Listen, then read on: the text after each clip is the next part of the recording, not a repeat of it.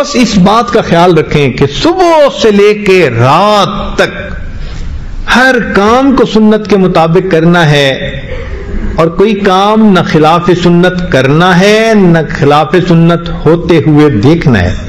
جھگڑا نہیں کرنا، اصلاح کی کوشش کرنی ہے، سمجھانا ہے۔ یہ کیسے ہو سکتا ہے کہ اتنی محبوبہ بیوی ہو اور ہماری آنکھوں کے سامنے سنت توڑے؟ اتنا محبوب بیٹا ہو اور آنکھوں کے سامنے سنت کے ساتھ یہ مذاق کرے؟ ایسا ہرگز نہیں ہونا چاہیے۔ تو سنت کا عاشق وہ ہوگا جو اپنے گھر کو نبی علیہ الصلوۃ والسلام کی سنتوں کا گلشن بنا دے گا۔ گھر کے سب افراد سنت کے مطابق زندگی گزارنے والے، ایک ایک عمل سنت کے مطابق کرنے والے۔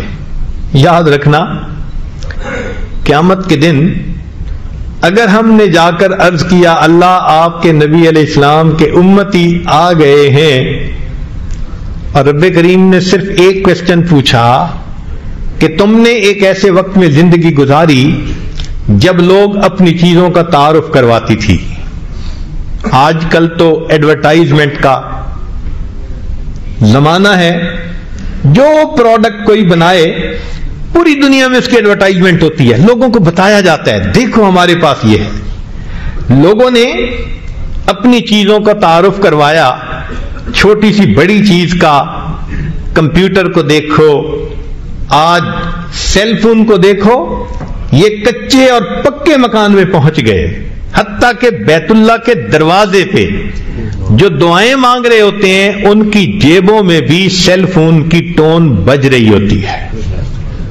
تو سوچئے لوگوں نے اپنے تانبے کو بھی اپنا سونا بنا کے دکھا دیا، اور میرے محبوب کے امتیوں تمہارے ہاتھ میں تو تھا ہی سونا، تم نے کیا سنت کا تعارف کروایا؟ تم نے کس کو سنت کا عاشق بنایا؟ تم نے کس کے دل میں سنت کی اہمیت پیدا کی؟ اگر یہ کوشچن پوچھ لیا گیا میرے دوستو، اس دن ہماری جان نہیں چھوٹ سکے گی۔ ہم پروو نہیں کر سکتے کہ نبی علیہ السلام کا کلمہ پڑھنے کے باوجود ہم سنت کے ساتھ یہ معاملہ ہوتے ہوئے دیکھ کے پھر کیسے اطمینان سے رہ جاتے ہیں۔ ہمارے لیے تو جینا دوبھر ہو جائے ایسے معاملے۔ تو سنت کی محبت سیکھیے، اور اس وقت جب کہ آج دنیا اپنی چیزوں کا تعارف کروا رہی ہے، ہم کلمے کا تعارف کروائیں، قرآن کا تعارف کروائیں، اسلام کا تعارف کروائیں، محبوب کے اخلاق کا تعارف کروائیں، محبوب کی سنتوں کا تعارف کروائیں، اور لوگوں کو بتائیں کہ دیکھو تم قیمتی متاع کو چھوڑ کے کس ڈلتی چھاؤں کے پیچھے بھاگتے جا رہے ہو۔ آج ہم میں سے ہر بندے کے اوپر یہ ضروری ہے کہ وہ دین کی محنت کی کسی نہ کسی شکل میں لگ کر زندگی گزارے۔ جو نہیں گزارے گا قیامت کے دن اس کو نبی علیہ السلام کے سامنے جواب دہ ہونا پڑے گا۔ نبی علیہ الصلوۃ والسلام تہجد کے وقت رویا کرتے تھے، آنسو بہاتے تھے، ریش مبارک آنسوؤں سے تر ہو جاتی تھی، اتنا لمبا سجدہ فرماتے تھے کہ عائشہ صدیقہ عنہا فرماتی ہیں مجھے گمان ہونے لگتا کہ کہیں روح مبارک پرواز تو نہیں کر گئی، تو میں پاؤں کے انگوٹھے مبارک کو پکڑ کے ہلاتی تھی کہ زندگی کے آثار تو ہیں۔ اتنا لمبا سجدہ، رب امتی رب امتی رب امتی، نبی علیہ السلام امت کے لیے روتے رہے، حالانکہ نبی علیہ السلام کو بتا دیا گیا تھا آپ کے بعد آپ کی آنے والی اولاد کے اوپر مشکل وقت آئیں گے، حسن رضی اللہ عنہ کے ساتھ یہ ہوگا، سیدنا حسین رضی اللہ عنہ کے ساتھ یہ ہوگا۔ نبی علیہ السلام نے حدیث میں بتلا دیا کہ میرے اس نواسے کے ساتھ میرے بعد یہ ہونے والا ہے۔ نبی علیہ السلام نواسوں کے بارے میں نہیں روئے۔ آپ صلی اللہ علیہ وسلم کی بیٹیوں پہ مشکل وقت آئے، آپ نے یہ نہیں کہا میری زینب کا کیا بنے گا، میری فاطمہ کا کیا بنے گا۔ نبی علیہ السلام اگر روئے تو کس کے لیے روئے؟ امتیوں کے لیے روئے۔ اور آج امتیوں کا یہ حال ہے، اپنے ہاتھوں سے نبی علیہ السلام کی سنتوں کو توڑتے ہیں، آنکھیں نہیں دیکھتی، دماغ نہیں سوچتا کہ میں نے کس آقا صلی اللہ علیہ وسلم کی سنت کو توڑ دیا ہے۔ آج ہماری بے حسی کا یہ عالم ہو گیا ہے۔ چنانچہ ایک بزرگ تھے، کثرت سے درود شریف پڑھتے تھے، حتیٰ کہ ہر ہفتے 1,00,000 درود شریف پڑھ کے نبی علیہ السلام کی خدمت میں تحفہ اور ہدیہ بھیجتے تھے۔ چنانچہ ایک مرتبہ انہوں نے خواب میں نبی علیہ السلام کو دیکھا۔ فرماتے ہیں کہ آپ صلی اللہ علیہ وسلم کا سینہ مبارک میں نے چھل نہیں دیکھا، زخمی دیکھا۔ میں نے پوچھا اللہ کے حبیب صلی اللہ علیہ وسلم یہ آپ کو زخم کیسے لگے؟ تو محبوب صلی اللہ علیہ وسلم نے فرمایا کہ یہ زخم مجھے غیروں سے نہیں، مجھے اپنوں سے لگے۔ تم تو غیروں کی بات کرتے ہو، ہم نے اپنے بھی آزمائے ہیں۔ لوگ کانٹوں سے بچ نکلتے ہیں، ہم نے پھولوں سے زخم کھائے ہیں۔ مجھے گلا نہیں قریش مکہ کے ساتھ، یہ اللہ کے حبیب صلی اللہ علیہ وسلم فرمائیں گے وہ تو کافر تھے، انہوں نے میرے اوپر اوجڑی ڈالی، انہوں نے طائف کے شہر میں میرے ساتھ کیا سلوک کیا۔ 9 سال کے بعد عائشہ رضی اللہ عنہا پوچھتی ہیں اے اللہ کے حبیب صلی اللہ علیہ وسلم آپ کی زندگی کا سب سے اذیت ناک دن؟ فرمایا عائشہ 9 سال گزر گئے، طائف میں جو میرے ساتھ سلوک کیا گیا مجھے آج تک نہیں بھولتا۔ تو کافروں نے یہ سب کچھ کیا، نبی علیہ السلام ان کا گلہ نہیں فرما رہے، وہ تو کافر تھے، ان کو تو شناخت ہی نہیں تھی، بے قدرے تھے، ان سے کیا گلہ کرنا؟ گلہ تو ان سے ہے کلمہ پڑھتے ہیں، سنت کی شان کو جاننے کے باوجود اپنے ہاتھوں سے پھر توڑتے ہیں، پھر بے حس بن جاتے ہیں، احساس ہی نہیں کرتے کہ ہم نے کیا کیا۔ تو اس لیے قیامت کے دن اگر نبی علیہ السلام نے فرمایا کہ تم تو کلمے کو پڑھنے والے تھے، میری سنت کو جاننے اور ماننے والے تھے، تم نے کیوں اپنے ارادے کے ساتھ اس سنت کو جو ہے وہ محفوظ نہ کیا اور اس پر عمل نہ کیا؟ ہم قیامت کے دن کوئی جواب نہیں دے سکیں گے۔ چنانچہ ایک چھوٹا سا بچہ، اس کو یہ بات سنائی گئی جس کی عمر 7 سال تھی کہ نبی علیہ السلام کے سینے پہ گویا زخم پڑتا ہے جو امتی سنت کے خلاف کام کرتا ہے۔ اس بچے کے دل میں محبوب کی محبت تھی۔ اس کے بعد اس کی یہ کیفیت بن گئی، کھانا کھاتے ہوئے پوچھتا امی سنت کیا ہے، لباس پہنتے ہوئے پوچھتا امی سنت کیا ہے، سوتے ہوئے پوچھتا امی سنت کیا ہے۔ اگر 7 سال کے بچے کو محبوب کے ساتھ ایسی محبت ہے، اللہ نے قیامت کے دن پوچھ لیا او میرے نبی کے وارثو، او علماء، او طلباء، ورثۃ الانبیاء بننے کی تو بڑی تمنا رہی، تمہارے دل میں کیوں سنت کی اتنی محبت نہیں تھی؟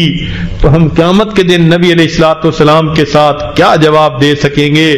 محبوب صلی اللہ علیہ وسلم بھی پوچھیں گے میری سنتیں ذبح ہوتی تھیں، تم چین کی نیند گھروں میں سوتے تھے، تمہاری بیوی سنت کے خلاف کام کرتی تھی، زبان نہیں کھلتی تھی، بیٹا سنت توڑتا تھا، بیٹی سنت توڑتی تھی، تم محبت بھری نظروں سے ان کو دیکھتے تھے، کیا میرے محبوب کی سنتی کی کوئی ویلیو تمہاری نظر میں نہیں تھی؟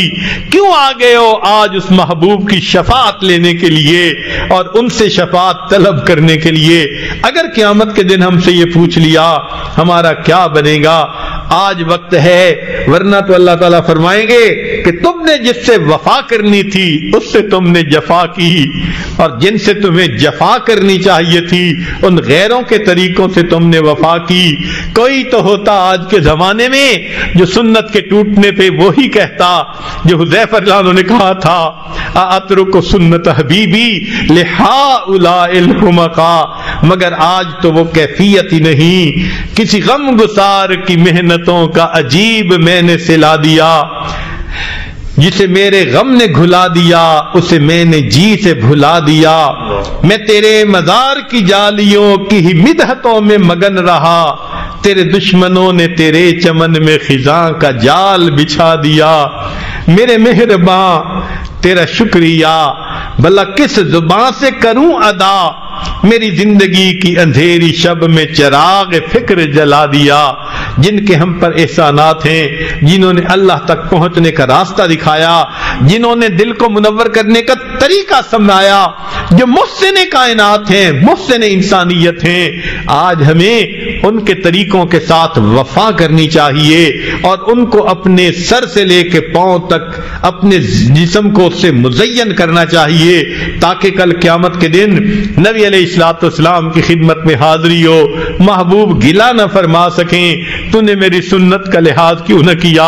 ہم نے اکثر لوگوں کو دیکھا ہے، کاروباری لوگوں کو، باپ کا دل دکھاتے جھجکتے ہیں، ماں کا دل دکھاتے جھجکتے ہیں، امی کا دل کہیں ٹوٹ نہ جائے، دکھی نہ ہو جائے۔ ارے باپ کا دل دکھاتے تو اتنا دکھتے ہیں، کیا نبی علیہ الصلوۃ والسلام کا درجہ دل میں اتنا بھی نہ رہا جتنا ایک باپ کا ہوتا ہے؟ حالانکہ اللہ کے حبیب صلی اللہ علیہ وسلم تو ماں باپ اپنی جان سے بھی زیادہ بندے کو محبوب ہونے چاہیے، اور بسا اوقات تو حال یہ ہوتا ہے کہ سنت کو توڑ دینا یا چھوڑ دینا تو ایک الگ بات رہ گئی، کلمہ پڑھنے والے مسلمان، یونیورسٹیوں اور کالجوں کے رہنے والے محبوب صلی اللہ علیہ وسلم کی سنتوں کا مذاق اڑا رہے ہوتے ہیں، خود کلمہ بھی پڑھتے ہیں اور محبوب کی سنت کو دیکھتے ہیں، مذاق کر رہے ہوتے ہیں۔ سوچئے نبی علیہ الصلوۃ والسلام کے سامنے جب قیامت کے دن پہنچے تو محبوب فرمائیں گے سحقن سحقا، چلے جاؤ دور چلے جاؤ، تم میری سنتوں کا مذاق اڑاتے تھے۔ یاد رکھنا کافر نبی علیہ السلام کا مذاق اڑاتے تھے، آج کے روشن خیال یا تاریخ خیال وہ نبی علیہ السلام کی سنتوں کا مذاق اڑاتے ہیں۔ بات تو ایک ہی جیسی ہے، کل قیامت کے دن نبی علیہ السلام کی شفاعت کیسے نصیب ہوگی اگر انہوں نے اللہ کے سامنے یہ بات کہہ دی، یا رب ان قوم اتخذوا ھذا القرآن مہجورا، اللہ یہ میری قوم ہے جنہوں نے قرآن کو پشت پیچھے ڈال دیا تھا، تو بتائیے کہ پھر ہمارا کیا بنے گا؟ آج وقت ہے نبی علیہ الصلوۃ والسلام کی سنتوں کو اپنائیں تاکہ اللہ رب العزت کی نظر میں پسند آ جائے، اللہ رب العزت ہم سے محبت کرنے والے بن جائے۔ ہم نے تو دنیا میں دیکھی ہیں مثالیں کہ ماں اس کو کہو نا کہ یہ تمہارے بچے کی فوٹو ہے، ذرا اس کو آگ میں ڈال دو، وہ کہے گی میں اس کو آگ میں تو نہیں ڈالوں گی، کسی اور طریقے سے اس کو ضائع کر سکتی ہوں، آگ میں نہیں ڈالوں گی۔ میرے بیٹے کی تصویر ہے، اگر ماں محبت کی وجہ سے بیٹے کی تصویر کو آگ میں ڈالنا پسند نہیں کرتی تو کیا سمجھتے ہیں قیامت کے دن جو نبی علیہ السلام کی شکل و شباہت لے کر اللہ کے سامنے پیش ہوگا، کیا اللہ تعالیٰ اپنے محبوب صلی اللہ علیہ وسلم کی تصویر کو جہنم میں بھیج دیں گے، جہنم کی آگ میں جلا دیں گے؟ ایسا کبھی نہیں ہوگا۔ اس وقت پتہ چلے گا کہ سنت کے ظاہر پر بھی عمل کرنے کا درجہ کیا تھا۔ ہم اتنا تو کہہ سکیں گے تیرے محبوب کی یا رب شباہت لے کے آیا ہوں، حقیقت اس کو تو کر دے، میں صورت لے کے آیا ہوں۔ ہم اتنا تو کریں کہ نبی علیہ الصلوۃ والسلام سنت کو اپنے دل کے اندر اہمیت دینی شروع کر دیں۔ نبی علیہ الصلوۃ والسلام نے تکالیف اٹھائیں امت کی خاطر۔ یاد رکھیں کوئی ماں اپنے اولاد کی خاطر 23 سال نہیں روتی، کوئی باپ بچے کی خاطر 23 سال نہیں روتا، نبی علیہ الصلوۃ والسلام امت کی خاطر 23 سال تک روتے رہے۔ اور حتیٰ کہ معاملہ یہاں تک پہنچا کہ جب ملک الموت آئے اور عرض کیا اے اللہ کے حبیب صلی اللہ علیہ وسلم اللہ نے آپ کو یاد فرمایا ہے، تو نبی علیہ السلام نے فرمایا ملک الموت پوچھ کے بتاؤ میرے بعد میری امت کا کیا ہوگا؟ اللہ رب العزت نے پیغام بھیجا میرے محبوب کو تسلی دے دو تمہارے بعد تمہاری امت کو ہم لاوارث نہیں چھوڑیں گے۔ محبوب کو جب تسلی دی گئی فرمایا اب میں اللہ سے ملنے کے لیے تیار ہوں۔ محبوب کو تو امت سے اتنی محبت ہو اور ہمارا حال یہ ہو کہ نبی علیہ الصلوۃ والسلام کی سنت کو کچھ سمجھیں ہی نہ، صبح و شام اس کو توڑتے پھریں اور احساس بھی نہ ہو کہ ہم نے کیا کیا۔